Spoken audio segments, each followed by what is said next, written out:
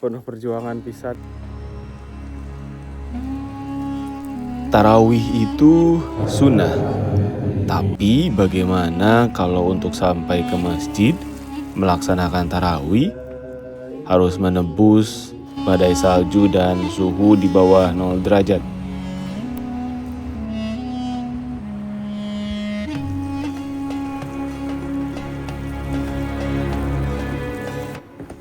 Teman-teman, apa kabar?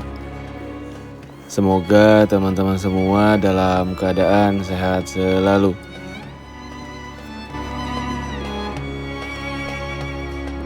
Hari ini saya mau cerita sesuatu yang mungkin bikin teman-teman semua penasaran. Pernah gak sih teman-teman kepikiran gimana rasanya tarawih di luar negeri? Apalagi di negara dengan cuaca yang ekstrim, yang mungkin sangat berbeda dengan di Indonesia.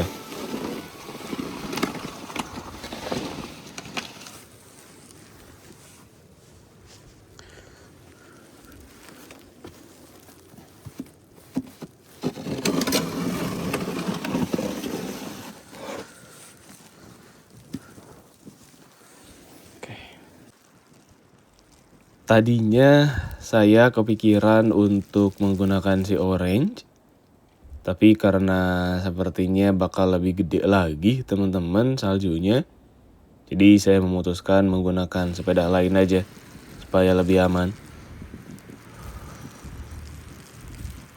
Jujur teman-teman, setiap Ramadan selalu punya cerita. Tapi Ramadan kali ini terasa berbeda buat saya. Bayangin, di luar lagi salju. Mungkin saya bilang badai salju kali ya teman-teman. Karena kalau kena ke muka ini sakit banget saljunya. Juga anginnya cukup kencang. Jalanan jadi licin dan suhu di bawah 0 derajat. Kalau di Indonesia mungkin kita berangkat tarawih cukup pakai sandal dan sarung gitu ya teman-teman. Di sini saya harus pakai jaket tebal berlapis, sarung tangan, kupluk, dan sepatu yang khusus salju teman-teman.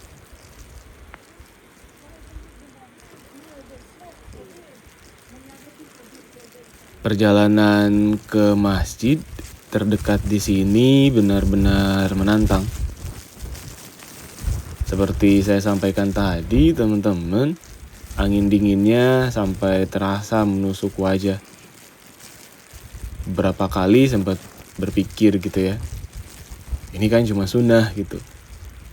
Apa nggak sebaiknya salat di rumah aja? Tapi di sisi lain ada rasa ingin merasakan suasana, apa ya bilangnya teman-teman? Suasana Ramadan kayak di negeri kita tercinta loh. Ada rasa rindu atmosfer Ramadan yang hidup. Jadi saya tetap berusaha datang gitu ya.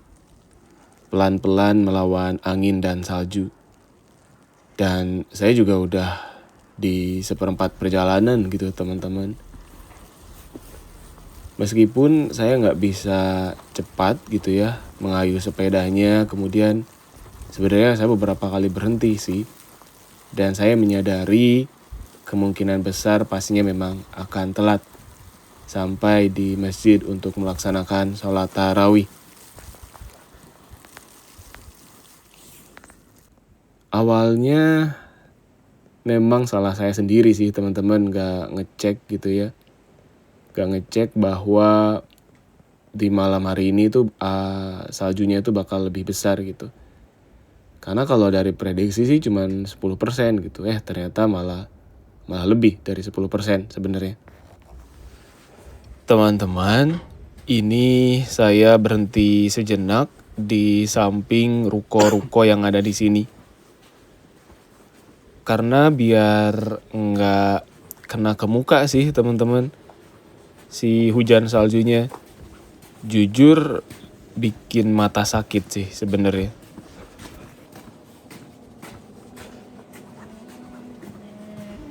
Dan ini saya coba menelusuri pinggiran ruko supaya nggak langsung terkena hujan saljunya. Dan ya lebih enak aja gitu. Dan seperti teman-teman lihat, meskipun sempit tapi ini bisa menjadi salah satu pelindung gitu. Pelindung dari si hujan salju yang kalau misalkan di kamera teman-teman kayak kelihatan bagus gitu ya hujan salju, tapi jujur apalagi kalau misalkan agak keras, bukan keras sih, agak cepet gitu ya, kenceng turunnya itu bikin sakit juga sih gitu. Meskipun saya udah pakai buff sebenarnya ini. Dan ini toko-tokonya pada tutup atau sepi teman-teman. Karena ya di sini jam 5 sore toko udah tutup di sini mah. Jadi nggak kayak di Indonesia gitu ya, bahkan bisa jam 11 24 jam malah masih buka gitu ya. Kayak orang sini tuh jujur kayak mereka tuh kayak nggak mau punya uang banyak gitu loh. Saya juga kayak kalau di Indonesia kan selagi mampu kayak ya udah buka 24 jam gitu kan. Teman-teman, jujur saya kangen banget suasana taraweh di Indonesia. Terlepas dari jumlah rakaatnya yang banyak gitu ya, 23 rakaat. Tapi kayak momen kebersamaannya itu yang jujur saya cinta banget gitu sama Indonesia. Nah, teman-teman, kalau taraweh di sini sendiri bilang itu taraweh apa tarawih sih? Kalau orang Tasik bilangnya taraweh sih, teman-teman. Tarawih di sini tuh totalnya itu 8 rakaat ditambah witir 3 rakaat. Jadi ada 11 rakaat. Cuman saya jangan ngeluh sih sebenarnya. Durasinya teman-teman, Masya Allah panjang banget. Bisa 2 jam loh itu sholatnya aja.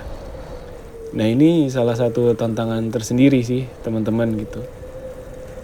Meskipun ya cuma 11 rakaat, tapi bacaan-bacaannya tuh panjangnya tuh luar biasa panjangnya gitu.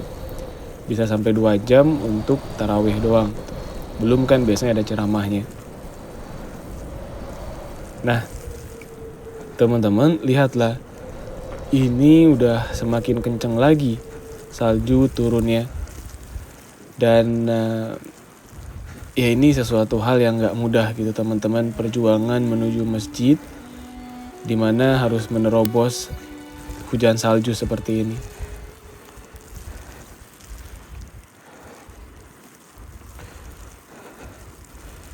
Teman-teman, coba dengarkan suara ngos-ngosan saya sambil kedinginan diterpa hujan salju. Sesuatu hal yang gak mudah teman-teman. Capek. Oke, lanjut jalan kaki.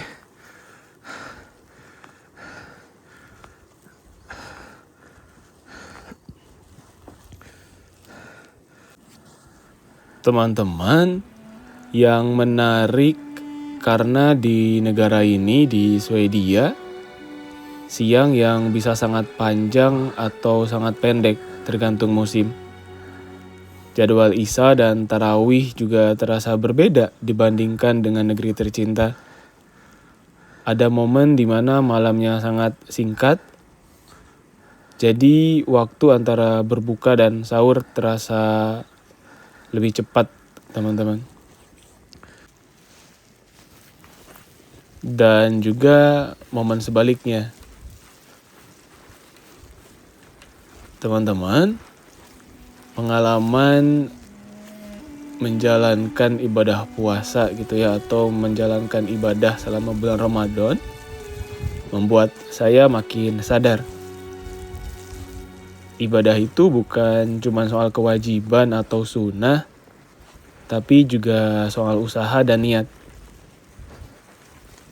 Ketika kita harus berjuang sedikit lebih keras, melawan rasa dingin, rasa malas atau rasa takut, justru di situ rasanya jadi jauh lebih bermakna, teman-teman. Jadi teman-teman, kalau teman-teman bertanya ke saya gitu ya, gimana rasanya tarawih di luar negeri? Ya jawabannya seperti teman-teman lihat selama vlog saya ini, menantang, dingin, tapi hangat di hati.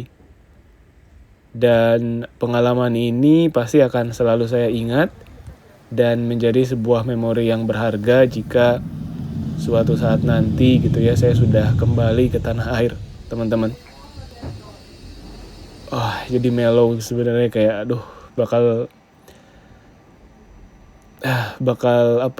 bakal menjadi sebuah pengalaman yang memorable banget. Kalau teman-teman, saya penasaran di teman-teman tarawihnya berapa rakaat? Boleh komen nggak? Sharing.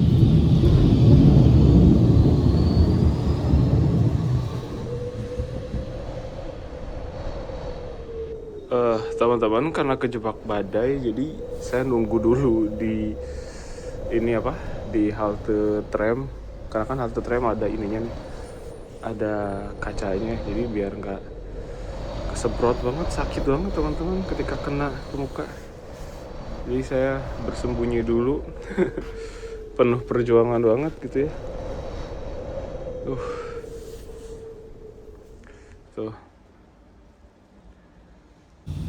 Kalau teman-teman punya cerita Ramadan yang unik, sharing dong di kolom komentar. Saya pengen baca cerita unik dari teman-teman mengenai suasana bulan Ramadan versi teman-teman yang unik dan menarik.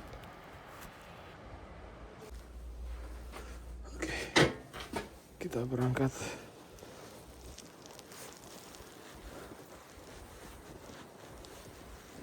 Sebenarnya ini masih cukup kencang hujan saljunya, tapi saya nggak bisa berlama-lama juga teman-teman, karena takut cepet selesai juga salawat tarawihnya.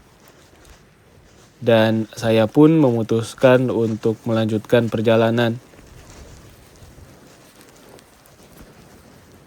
Dan terakhir saya cek suhu di sini tadi minus 10 derajat Celcius. Minus 10 itu artinya bukan cuma dingin biasa. Berarti dingin yang bikin napas kelihatan seperti asap. Tangan cepat mati rasa kalau nggak pakai sarung tangan tebal. Dan bulu mata bisa terasa membeku kalau terlalu lama di luar. Nah, teman-teman, ngomong-ngomong soal salju, sebenarnya salju itu menarik banget secara ilmiah.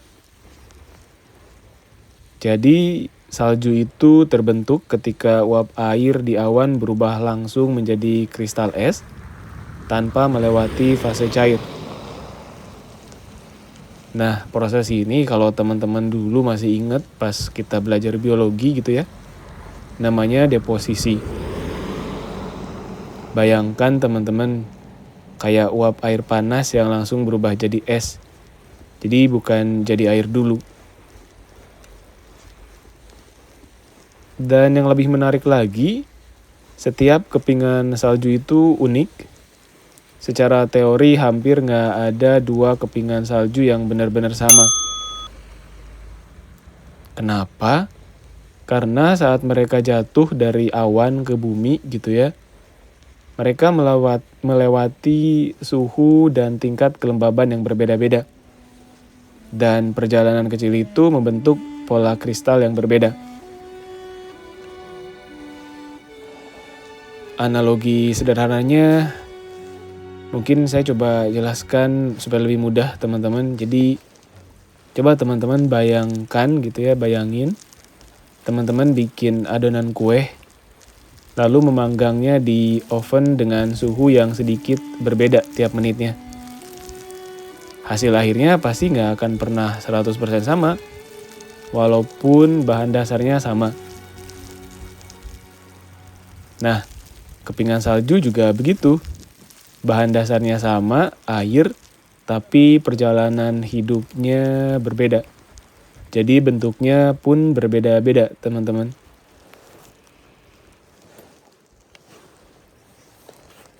Dan ketika suhu sudah minus 10 seperti saat ini, salju yang turun biasanya lebih kering dan kayak susah saya bilangnya. Kering dan agak bergerigi ya, bukan bergerigi.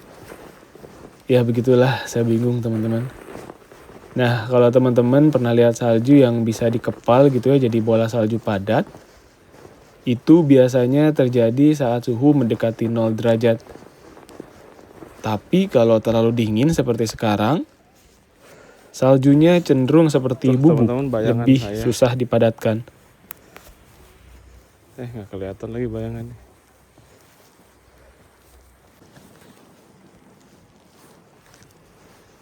Teman-teman, di sini ada yang mau saya bawakan salju nggak? Nanti saya botolin saljunya gitu ya. Saya nanti simpen ke kulkas. Ya, baru nanti dibawa ke Indonesia gitu. Ya akan mencair sih, tapi kan teman-teman bisa masukin lagi ke kulkas gitu di Indonesia, jadi bisa jadi salju lagi. Mau nggak? Kalau mau komen ya, coba. Kita lihat seberapa banyak yang mau salju dari Swedia. Oh ya, teman-teman, hal kecil seperti ini bikin saya makin sadar alam itu detail banget gitu ya. Di balik rasa dingin yang menusuk dan proses ilmiah yang luar biasa rumit, tapi juga indah. Maksud saya si proses salju ini gitu ya. Dan di tengah badai salju seperti ini, perjalanan ke masjid terasa bukan cuman perjalanan fisik sih teman-teman. Tapi saya merasa bahwa ini merupakan perjalanan yang penuh makna juga gitu. Mungkin karena saya berasal dari daerah tropis gitu ya. Jadi pada saat mengalami salju gitu ya. Jadi banyak hal-hal yang saya pikirkan gitu ya, termasuk kayak detail dan lain-lain. Ya kalau orang sini mah sih ya mereka mah karena udah dari kecil gitu ya ketemu salju. Jadi mereka nggak banyak mikirin hal-hal yang hal-hal liar kayak saya gitu sih teman-teman, yang kayak salju ini gimana prosesnya, salju ini apa, salju ini itu, kayak gitu-gitu sih. Ya mungkin hal yang sama juga mungkin ketika bule ke Indonesia gitu ya dan melihat sawah yang hijau gitu ya, pasti mereka juga banyak pertanyaan gitu ya, berpikir apa gitu. Sedangkan kita yang udah dari lahir udah ketemu sawah jadinya malah gak banyak bertanya-tanya gitu teman-teman. Ya begitulah hidup teman-teman. Tuh teman-teman, penuh perjuangan pisan ini. Lagi hujan salju ini. Ini saya sampai jaket berlapis 3 coba.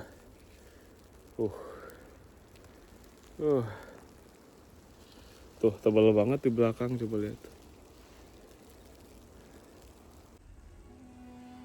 Teman-teman, akhirnya yang ditunggu-tunggu tiba juga. Saya akhirnya sampai di masjid untuk melaksanakan sholat tarawih.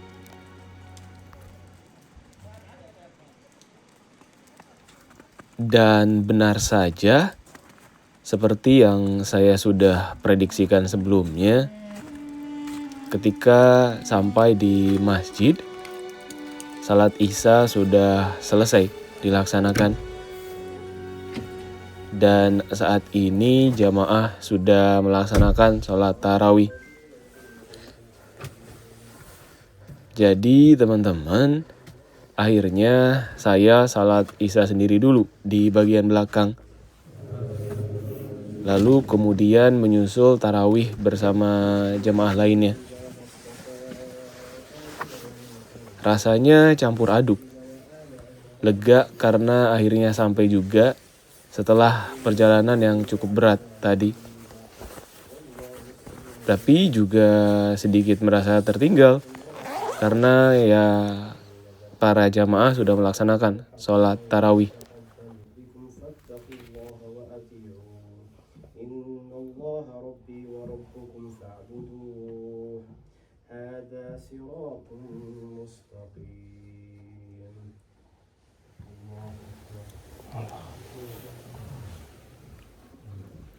Teman-teman, di sini untuk 2 rakaat tarawih aja itu bisa sekitar lebih dari 10 menit. Mungkin 15 menitan kali ya teman-teman. Iya, 15 menitan sih untuk 2 rakaat. Karena di sini tuh bacaannya panjang banget.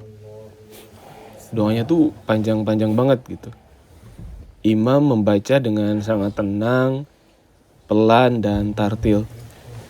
Jadi setiap ayat terasa jelas, tidak diburu-buru. Cuman ya itu dia, saya udah terbiasa gitu ya. Tarawih super cepat di negeri tercinta, jadi merasa kayak cukup berat jujur teman-teman. Di Indonesia mungkin tarawihnya lebih cepat. Kadang 2 rakaat terasa singkat. Gerakannya lebih ringkas, bacaannya tidak sepanjang di sini.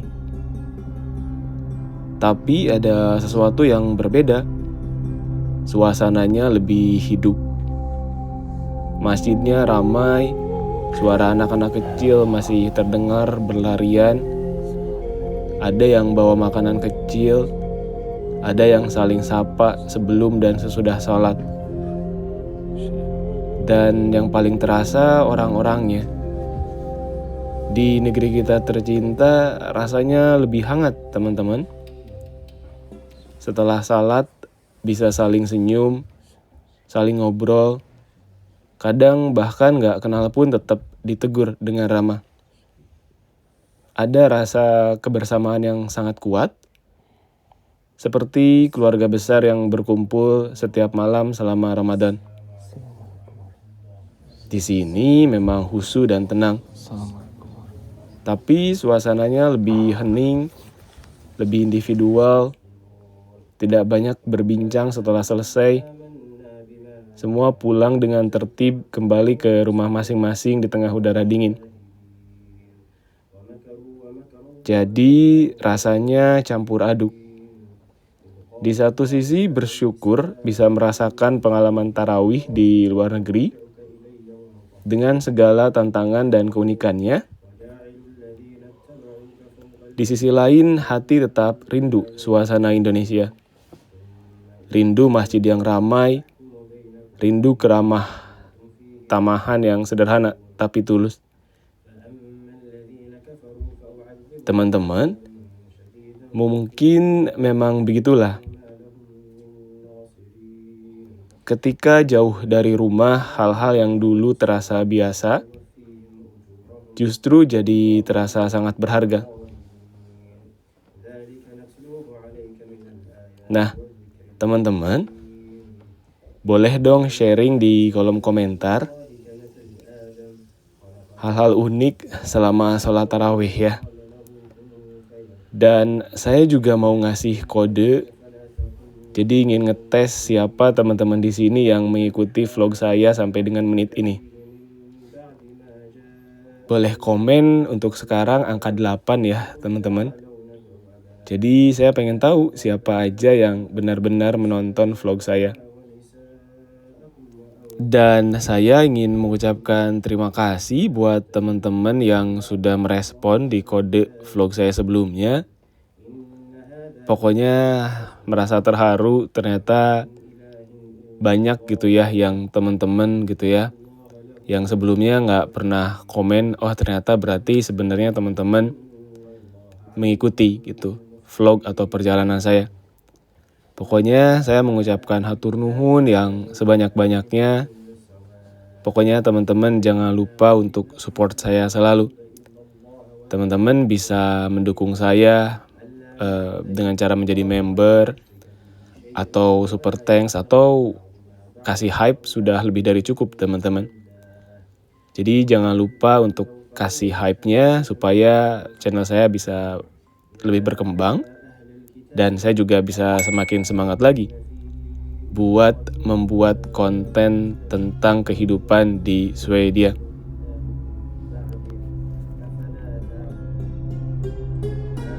Teman-teman, saya tidak mendokumentasikan keseluruhan sholat tarawih karena akan memakan waktu dan durasi yang panjang banget. Dan sampai di sini aja teman-teman untuk vlog melaksanakan sholat tarawih di Swedia. Terima kasih pokoknya sudah mengikuti perjalanan saya. Tonton terus konten-konten Ramadan yang akan saya sajikan buat teman-teman untuk menemani teman-teman untuk menemani teman-teman bersantap sahur.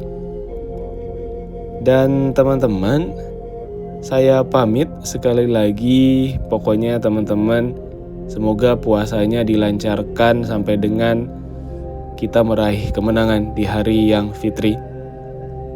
Sekali lagi terima kasih dan wassalamualaikum warahmatullahi wabarakatuh.